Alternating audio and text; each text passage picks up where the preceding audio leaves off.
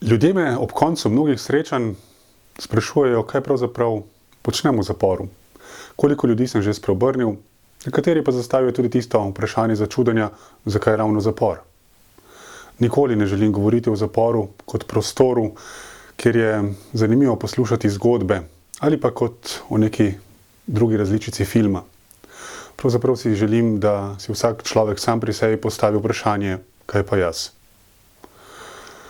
Dejstvo je tudi, da pod besedo zapor, pod nastalo škodo, da pod vsako kaznivo dejanje ne spadajo samo zaprte osebe, ampak tudi žrtve kaznivih dejanj, mnogi svojci, zaposleni v zaporu, ljudje po prestani kazni, prostovoljci. Kaj pa jaz? Pravzaprav vstopam v zapor, ker želim biti Gospodovo orodje. V prvi vrsti želim postati človek, ker je Bog sam postal človek. Želim biti človek ob človeku, ker mi vse ostale titule, vsi ostali nazivi, ki se mi pritičejo zaradi izobraževanja ali pa drugih življenjskih dogodkov, ne pomagajo nič, če ne znam biti najprej človek. Želim slišati človeka, kaj nosi v sebi. To je tisto dejstvo, da sem ob človeku najprej in da ni moje prvo dejanje, da zdrdram vse, kar bi mu želel povedati v nekem trenutku, ampak da mu dam prostor, da se osvobaja vsega, kar ga drži v njegovi notranjosti. Zapori bodo minili. Tiste 4 stene, ki si jih predstavljamo pod besedo zapor.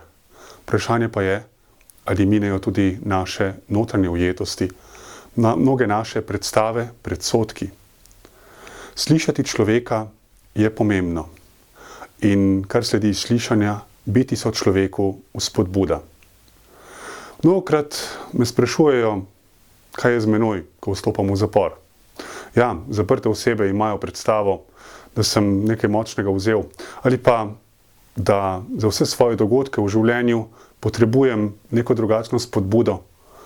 Ako jim sporočam, da je moja spodbuda vera, da je moja spodbuda Gospod sam, Jezus Kristus, da je On tisti, ki mi daje drugačne razloge za vsa moja dejanja, da mi daje razlog za veselje, takrat sem priča znotraj zapora.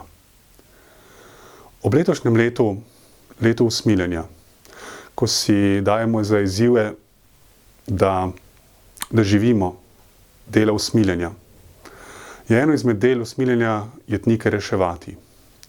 S tem, ko bomo ob sočloveku, ko bomo odprli svoja ušesa in svoje oči, da slišimo in vidimo, kaj nam pravzaprav vsak sporoča iz svoje notranjosti, takrat bomo lahko tudi drug drugemu spodbuda, da se bo osvobajal z Božjo pomočjo. Naj nam Bog daje priložnosti za vsak dan znova.